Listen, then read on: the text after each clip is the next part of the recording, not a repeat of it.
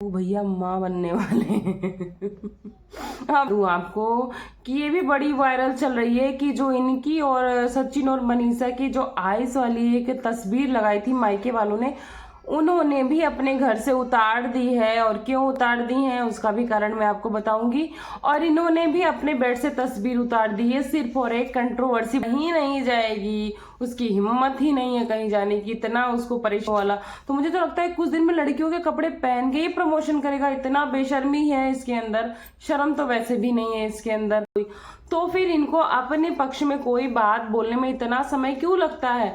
क्यों? जो इनकी चाटुकारिता करते थे, बहुत अच्छे से इनके तलवे चाटते थे पैसे लेके, लेकिन अब उसमें से पता एक बेशर्मी का ब्रांड हो तुम। हाँ याद आ गया, शकल बताती है उनके चेहरे की चमक।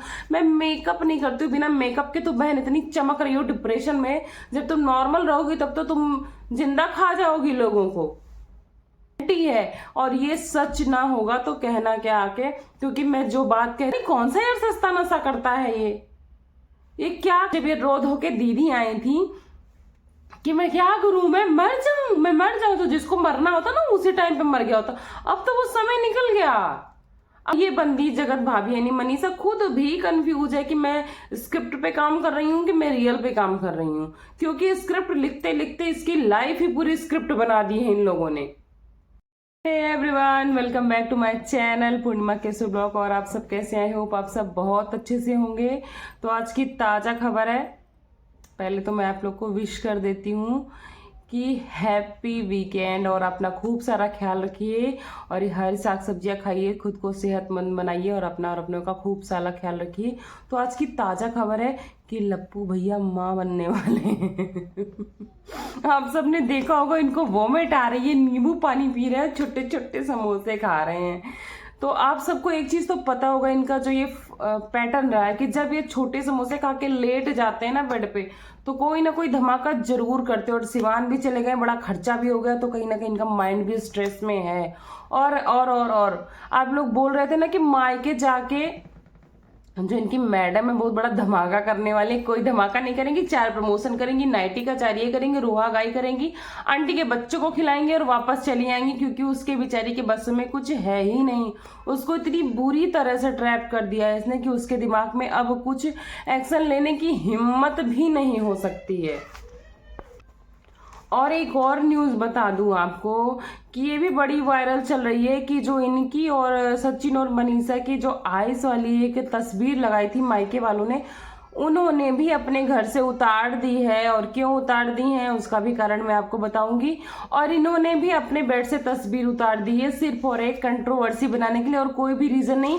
अब ये उसके बहुत सारे बहाने बनाएंगे कि मैंने फोटो क्यों उतारी, जबकि इसका हर एक पॉइंट एक कंट्रोवर्सी देने के लिए होता, ताकि ये हाइप में बना रहे और ट्रेंडिंग में बना रहे। और इस चीज को भी बहुत हाइप में लाने की कोशिश कर रहा है कि मनीषा के ससुराल वालों ने उतार दी, पर उसका कोई रीजन नहीं था। उनको अपना घर दूसरी तरह से डेकोरेट करना था। कभी कभी ऐसा होता है, हम चीजों को यहाँ से वहां शिफ्ट करते रहते हैं, घर की चीजें चेंज करते रहते हैं जब घर का रेनोवेशन वगैरह करते हैं, बस इतनी सी वजह है। लेकिन ये बंदा हर चीज को टॉपिक बनाने पे, कंटेंट बनाने पे तुला हुआ है। इतनी बेशर्मी क्यों? और कुछ लोग बोल रहे हैं ना कि ये ऐसी बात नहीं है, अपनी ही लाइफ में आके बोल रहे हैं मेरा घर वालों से बहुत अच्छा रिलेशन है, मैं अपनी बीवी से रिश्ता थोड़ी तोड़ूंगा, 7 जन्म का रिश्ता है, निभाऊंगा, पास में बैठाऊंगा, उसके बाद सबको जवाब दूंगा। तो भैया ऐसा कुछ नहीं करेंगे। ये पूरा ग्राउंड तैयार किए हैं, जो कि मैंने पहले वीडियो में भी आप सबको बताया कि ग्राउंड तैयार कर रहे हैं कि चीजें अगर बन गई तो भैया मैं भाग जाऊंगा, नहीं बनी तो मेरे पास एक बैक सपोर्ट रहेगा। और जो लोग बोल रहे हैं कि पुलिस में जाएगी, लप्पी कहीं नहीं जाएगी, उसकी हिम्मत ही नहीं है कहीं जाने की। इतना उसको परेशान कर दिया गया, इतना बुरी तरह से ब्लैकमेल कर दिया गया है कि वो कहीं नहीं जाने वाली है। वो लौट के सिवान आएगी, सिवान से अम्बाला आएगी। और ये भाई साहब कितने अच्छे से ग्राउंड तैयार कर रहे हैं, लड़कियों के कपड़े दिखा रहे हैं, अभी तक ब्लाउज दिखा रहे थे, अब हर चीज दिखा रहे हैं कि मनीषा के लिए ये मंगा रहा हूँ, मनीषा के लिए वो मंगा रहा हूँ। क्लिक बिट वाले थंबनेल तैयार कर रहे हैं कि मनीषा के कपड़ों को देख कर आई याद। भैया तुम कुछ दिन में ऐसा लग रहा पागल हो जाओगे, औरतों के कपड़े पहन के ही प्रमोशन करने लगोगे, क्योंकि तुम्हारा फिगर तो वैसे ही बहुत अच्छा है भाई लड़कियों वाला। तो मुझे तो लगता है कुछ दिन में लड़कियों के कपड़े पहन के ही प्रमोशन करेगा। इतना बेशर्मी है इसके अंदर, शर्म तो वैसे भी नहीं है इसके अंदर। और जब ये बोल रहे हैं ना कि वो AI से तैयार की हुई चैट थी, आवाज थी, तो भैया फिर तो आप भी खुल के बता दो कि जो आपने चैट लाइव की थी वो आपकी कंट्रोवर्सी थी, स्क्रिप्टेड थी और वो भी AI से तैयार की हुई थी। तो आपको ये भी सबूत सामने लाना चाहिए, लेकिन आप हो बेशरम, आप किसी की सुनते नहीं हो, अपनी उल्टी सीधी बकते हो और चले जाते हो। और कुछ लोग बोलेंगे अब दीदी तो रिप्लाई दी, आप कुछ लोगों का आज मेरे भी कमेंट्स में कहना था ना कि दीदी तो रिप्लाई दी है, उन्होंने तो कम्युनिटी छापी। तो भैया ये लोग सोशल मीडिया की एक एक खबर रखते हैं, चाहे जगत भैया हो, चाहे जगत दीदी हो, चाहे छेनू भैया हो, चाहे जो भी कोई। तो फिर इनको अपने पक्ष में कोई बात बोलने में इतना समय क्यों लगता है?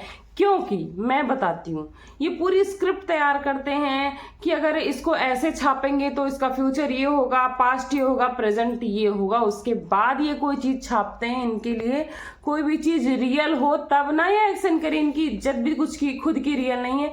ये बता रहे AI जनरेटेड था, तो भैया सबको पता है कि AI का आज के टाइम में बहुत ज्यादा महत्व है, बहुत अच्छे से सबको पता है, पूरी पब्लिक को पता है, पूरे क्रिएटर्स को पता है, पूरे रिएक्शन चैनल वाले को पता है। तो फिर आप अपनी चैट को भी बताओ कि AI जनरेटेड थी या ओरिजिनल थी। इस तरह से तो हम आपकी भी हर बातों को AI से रिलेटेड बोल सकते हैं। कल को कोई फोटो इनकी गंदी लीक होगी तो तुम वो भी बोल दोगे कि AI जनरेटेड थी, तो तुम भी AI जनरेटेड ओरिजिनल वाला कहाँ है? मतलब कुछ भी बोल देते हैं। और कुछ ऐसे रिएक्शन चैनल वाले और कुछ ऐसे ब्लॉगर थे जो इनकी चाटुकारिता करते थे, बहुत अच्छे से इनके तलवे चाटते थे पैसे लेके। लेकिन अब उसमें से भी कुछ एक को छोड़ के, कुछ परसेंट अभी भी हैं, कुछ एक को छोड़ के अपनी ओरिजिनल इन पे ओपिनियन देते हैं और सबकी नजर रहती है कि भैया क्या कर रहे हैं। भैया को लगता है कि मैं बहुत बड़ा एक वो हूँ, मतलब क्या ही बोले, सस्ते नशे करने वाला आदमी अपने आप को बहुत बड़ा किंग समझता है, कंट्रोवर्सी का किंग है, कि मैं जो बोलता हूँ वो एक स्टेटमेंट बन जाता है, जो मैं ब्रांड हूँ। भैया तो तुम कौन सा गंदा ब्रांड हो? मुझे तो लगता है जो बाथरूम साफ करने वाला ब्रश आता है उतना भी तुम्हारी औकात नहीं है, उसकी भी एक ब्रांड होती है।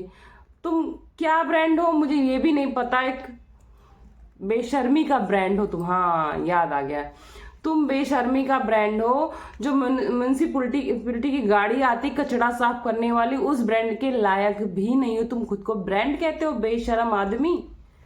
तुम्हारे जैसे अगर ब्रांड बनने लगे तो ब्रांड वालों को भी शर्म आ जाएगी, वो फुटपाथ पे बेचने लगेंगे अपनी चीजें।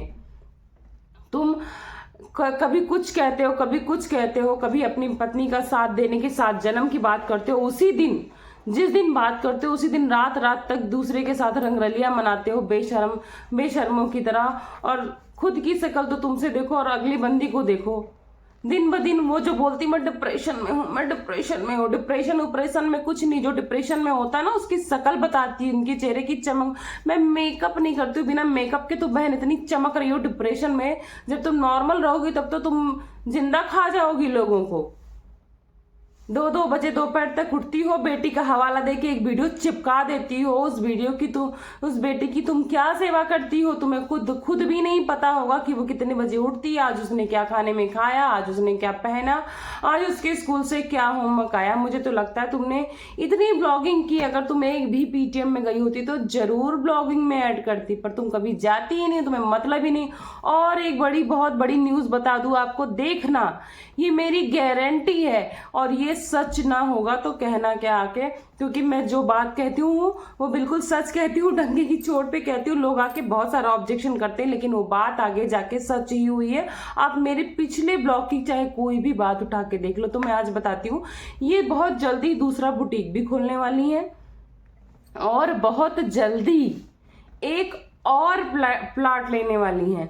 तो भैया इन सब के लिए इनको अपना फ्यूचर सिक्योर करना है। भैया को कर रही बहुत बुरी तरह से यूज, कि तुमने अगर मुझे बदनाम कर ही दिया है, तुम चाहे जैसे करो, मेरे लिए भी पैसे कलेक्ट करो। भैया तो अगर पागल आशिक थे ही, उसमें तो वैसे भी सब कुछ कुर्बान किए जा रहे थे, तो फिर ऐसे में वो बेबस भी हैं, पागल आशिक भी हैं, लेकिन अब इतना पागल है कि अभी भी इनकी आंखें नहीं खुल रही हैं कि एक पत्नी इनके लिए अपना सब कुछ दांव पे लगा के बैठी, अपना स्वाभिमान, अपनी इज्जत, अपना प्यार, अपना सब कुछ, और इनको तब भी नहीं छोड़ रही, और दूसरी औरत इनको पैसा कौड़ी, इज्जत, स्वाभिमान सब कुछ नीचे गिराने के बाद भी इनको चूस रही है, खून इनका चूस रही है एक गंदे कीड़े की तरह, और ये बेअकल के आदमी उसी के पीछे पागल हैं।